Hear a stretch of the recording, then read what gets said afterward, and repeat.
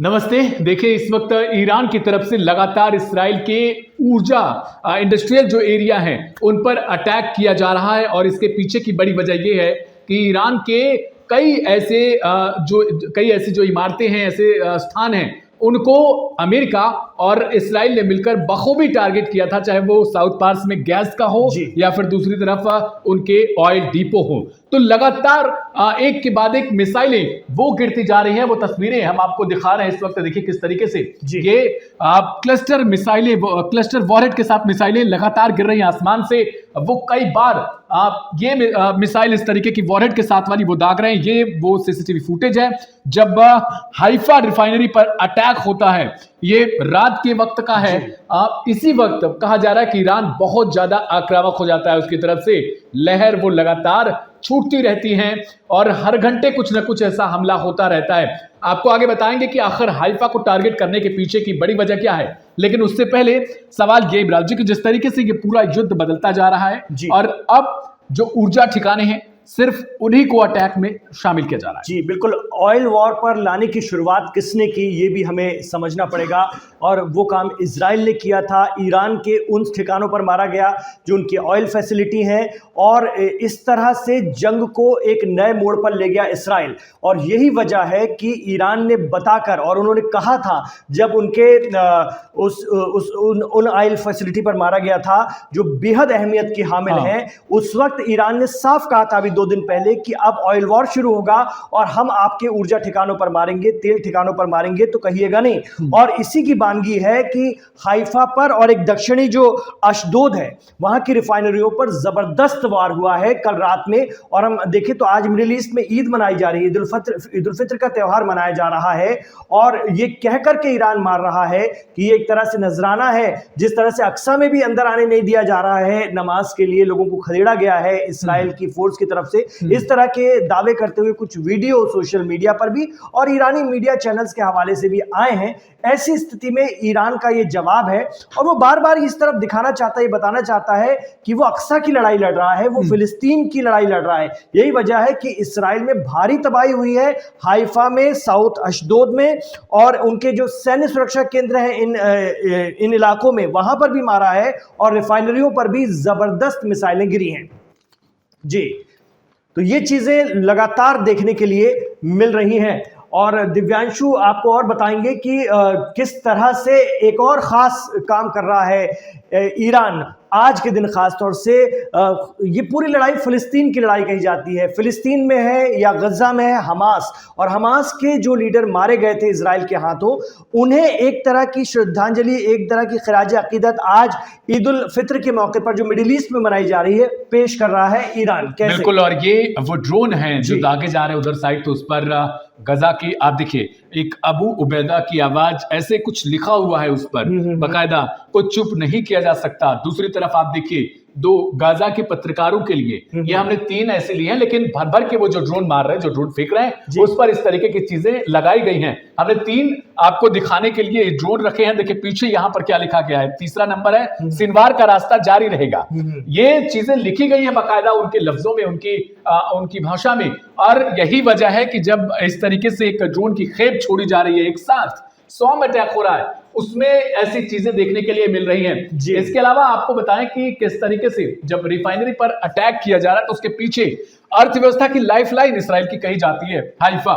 और ये देखिए देश की मुख्य ईंधन सप्लाई यहीं से होती है। पेट्रोल, डीजल और जेट फ्यूल उत्पादन, यानी जो वहां पे जो जेट में फ्यूल भरा जाता है वो भी तेल यहीं से जाता है। पोर्ट के पास रणनीतिक लोकेशन है, हम लोग लगातार इसके बारे में चर्चा करते रहते हैं। एक रीढ़ है, समझ लीजिए इसराइल के लिए पोर्ट के पास रणनीतिक लोकेशन इंडस्ट्री और ट्रांसपोर्ट की रीढ़ है। प्रभावित होने पर सप्लाई चेन पर असर पड़ेगा, और यही वजह है कि ईरान ने इन चीजों को भांप लिया है।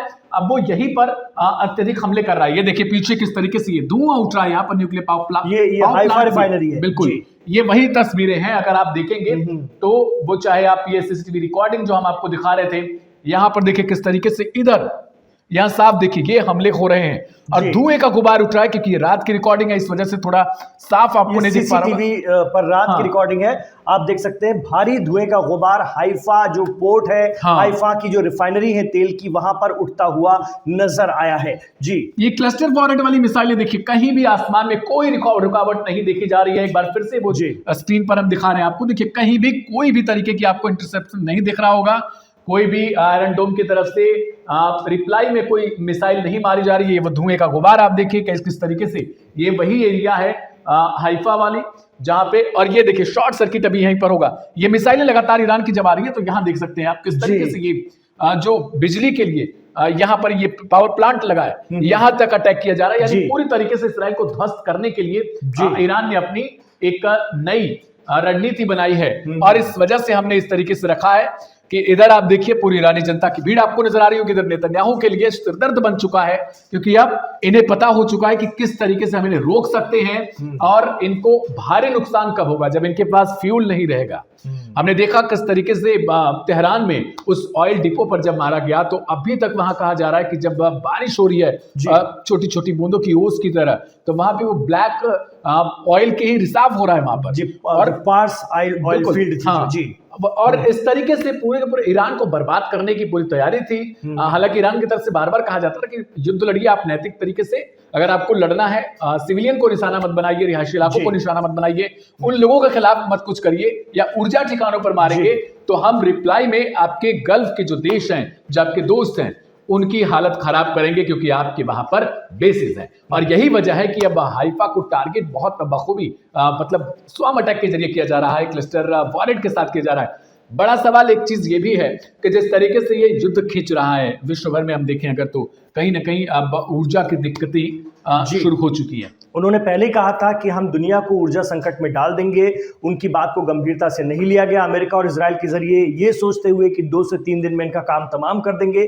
लेकिन जब वो बात कह रहे थे, उनकी तैयारियां हम बताते रहते हैं अपने दर्शकों को, जो एक्सपर्ट्स के हवाले से, उनकी तैयारियां 50 साल की है, वो स्टेप बाय स्टेप खेल रहे हैं। ईरान ने फंसा लिया है, आप मानकर चलिए उनके यहाँ जो जाने जा रही हैं उसके लिए भी वो पहले से तैयार थे, उनको इस नुकसान का पता था।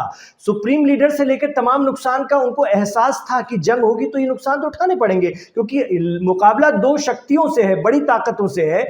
लेकिन अभी जो वो खेल रहे हैं, स्टेप बाय स्टेप खेल रहे हैं, दुनिया को ऊर्जा संकट में लेकर आ गए हैं। आप देखिए दुनिया भर में तेल के दाम, गैस के दामों में इजाफा हो रहा है, उनका ट्रांसपोर्टेशन प्रभावित हुआ है, और अभी हाइफा की बिजली पर भी मारा था ईरान ने, बिजली को बिल्कुल तबाह कर दिया था। लेकिन बताया जा रहा है कि इजराइल ने 45 मिनट के भीतर दावा किया कि हमने बिजली व्यवस्था को ठीक कर ली। मतलब वो उनके पूरी तरह से उस सिस्टम को भी मार रहे हैं जो उनको एक बड़ी ताकत देता है। तो ये ताकत उनके पास है, ये तकवीत है, ये भी अब मानना पड़ेगा कि ईरान के अंदर ये कैपेसिटी है ईरान के पास कि वो इतने बड़े नुकसान कर सकता है, और दिख रहा है। हमने देखा किस तरीके से अमेरिका के रीपर ड्रोन हो, इसके अलावा उनके फाइटर जेट हो, यहां तक कि F-35 को लेकर भी खबरें आई कि उस पर ईरान ने सटीक हमला कर दिया, उनकी डिफेंस ने। इसके बीच ये सवाल ये है कि जब ट्रंप चाह रहे हैं किसी तरीके से वहां से निकल लें, और वहां पर बार बार इसराइल उनको घसीट ले रहा है, जैसे ही वो निकलने की कोशिश कर रहे हैं दूसरे दरवाजे से, वापस से नेतन्याहू खींच के ला रहे हैं, नहीं युद्ध लड़ना है तुम्हें।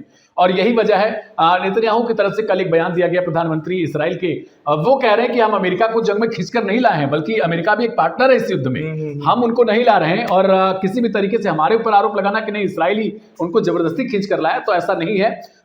अमेरिका खुद भी इस चीज में पार्टनरशिप में है, वो हमारे साथ मिलकर जंग लड़ रहा है और उस ताकत के खिलाफ लड़ रहा है जो दुनिया भर में आतंक फैला सकती है, यानी जो उनके थ्रू ये वर्ड्स कहे गए हैं।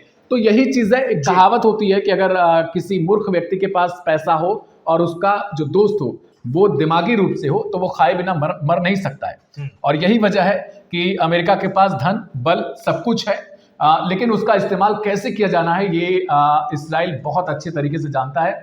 ऐसे आरोप उसके ऊपर लग रहे हैं, और इन्हीं सभी चीजों के बीच आप देखिए किस तरीके से, अगर हम देखें पूरी तुलना करें शक्तिशाली इन दोनों देशों की, तो एक तरफ बहुत बड़ी इंटेलिजेंस, इसके अलावा उनकी जो कैपेसिटी है वो तमाम उनके मॉडर्न वेपन्स, और उसके बीच में ईरान एक कागज की नाव समान, और वो किस तरीके से पूरे खेल को पलट दिया है। यही वजह है कि बहुत ज्यादा चर्चा इस पर चल रही है। बिल्कुल, और भी अपडेट लेकर हाजिर हो रहे हैं, आप बने रहिए लाइव हिंदुस्तान के साथ।